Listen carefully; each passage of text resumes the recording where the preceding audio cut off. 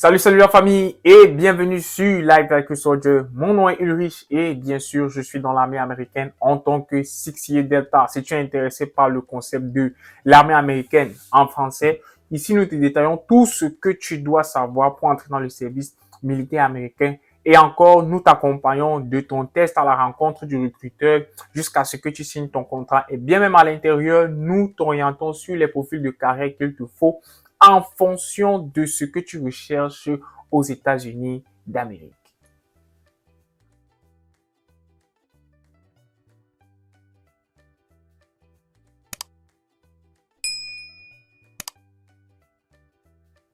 Alors, la vidéo d'aujourd'hui va porter sur un sujet super intéressant parce que beaucoup de personnes nous écrivent, beaucoup de personnes nous demandent que, OK, je veux aller au basic training ou bien comment est-ce que je peux me préparer pour le basic training?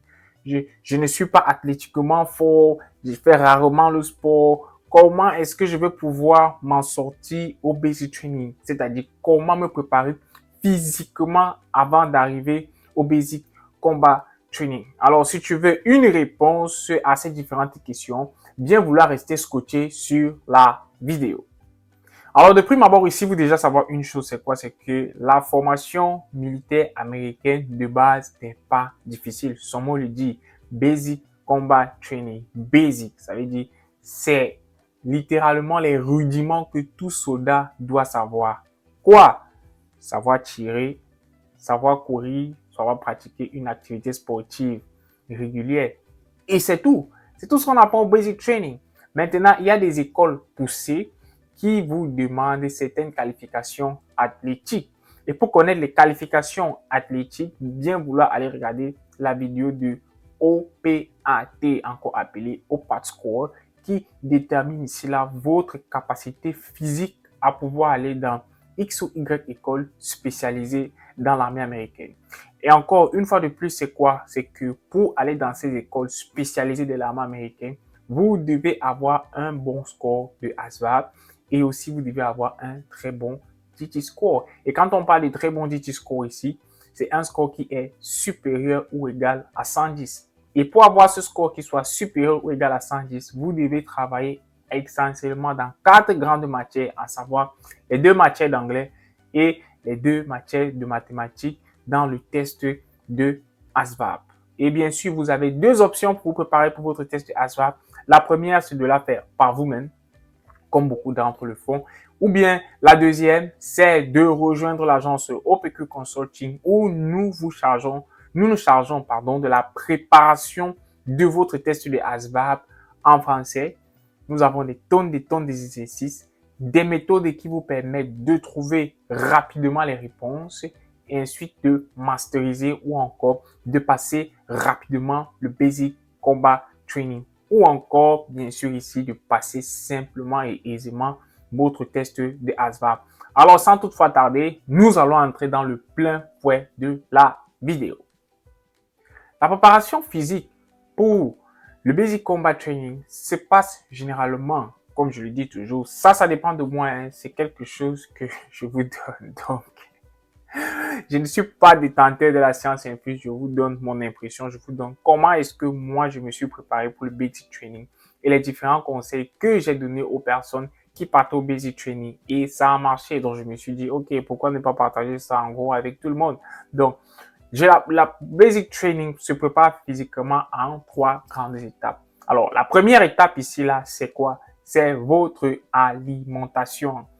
Quand vous partez au Basic Combat Training, vous devez préparer votre corps à ne consommer que de l'eau. C'est vrai, quand nous arrivons ici en Amérique, il y a les sodas que beaucoup boivent, beaucoup ici là commencent à boire de l'alcool, beaucoup. Il y a une habitude ou encore un comportement alimentaire qui change.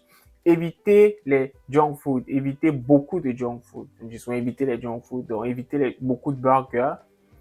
Mangez sainement, buvez essentiellement de l'eau. Alors, on tombe directement dans la deuxième partie de la préparation physique, c'est vous devez pratiquer une activité sportive intense et régulière au moins 3 fois par semaine. Alors, vous pouvez faire du genre, vous espacer, si vous commencez peut-être à courir aujourd'hui, lundi, après vous partez mercredi, et ensuite vous partez vendredi, le week-end, vous faites ce que vous avez à faire. Mais nous recommandons toujours de pratiquer une activité sportive régulière, intense. Quand on parle d'intense, ça veut dire que vous devez faire une activité qui accélère votre rythme cardiaque. Super important. Au moins 3 fois par semaine, vous devez pratiquer une activité sportive qui va intensifier votre rythme cardiaque au moins pendant 15 à 20 minutes. À cet effet, il y a 3 grands types d'exercices que généralement je recommande. Je vous recommande de courir dehors. N'allez pas à la salle de gym. Courez dehors. Faites en sorte que vos pieds touchent le sol, que vous respirez l'air qui soit à l'extérieur quand vous courez et que vos pieds soient habitués à l'impact sur le sol. Super important parce que des personnes vont me dire, je peux pas courir à la gym. Oui, la gym est bien. OK.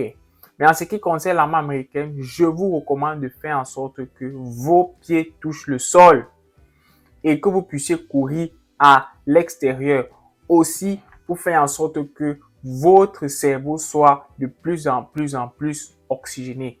Et qui dit que le cerveau est oxygéné, ça va vous demander aussi beaucoup d'eau. Donc, vous allez boire énormément d'eau et courir.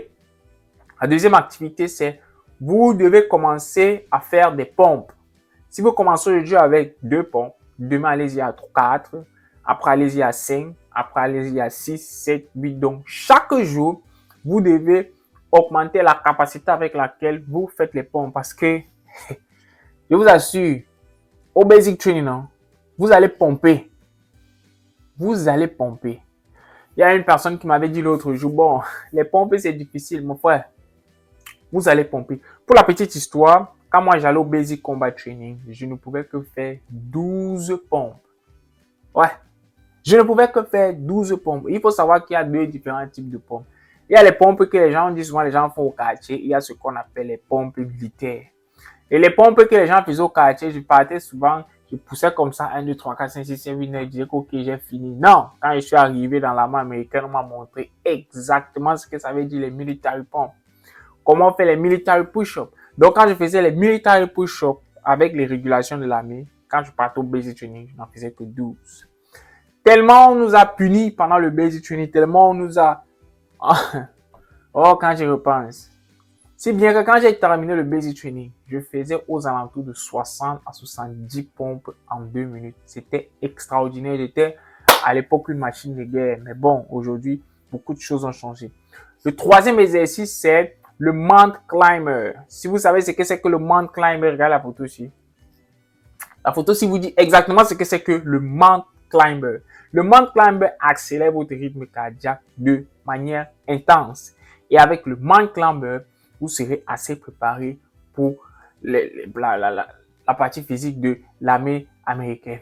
Ensuite, maintenant, vous devez changer une dernière chose. La dernière chose que vous devez changer pour vous préparer physiquement pour le Basic Combat Training, c'est vos heures de sommeil.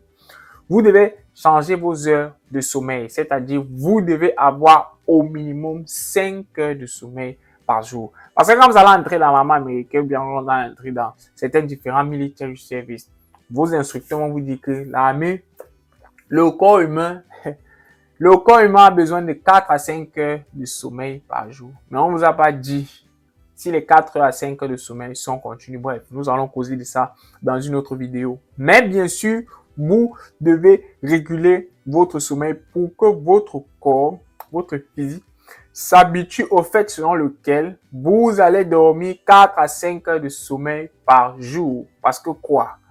Il y a un grand mème qui dit souvent, dans l'armée américaine, on a appris à dormir n'importe où, n'importe comment. Tout simplement pourquoi? Parce qu'on est fatigué. Parfois, le corps ne répond plus physiquement quand on est au Basic Combat Training. Alors, pour pallier à ça, vous devez faire quoi? Pratiquer une activité sportive régulière, limiter les junk food, c'est-à-dire les nourritures qui mettent trop de graisse et tout ça dans votre corps. Vous devez boire énormément d'eau. C'est super important de boire énormément d'eau et vous devez bien sûr trouver une régulation sur votre manière de dormir. Alors, si cette vidéo vous a intéressé ou bien si ça vous a plu, bien vouloir lâcher quelque chose en commentaire et nous lâcher un pouce bleu. Ah, ciao, ciao la famille.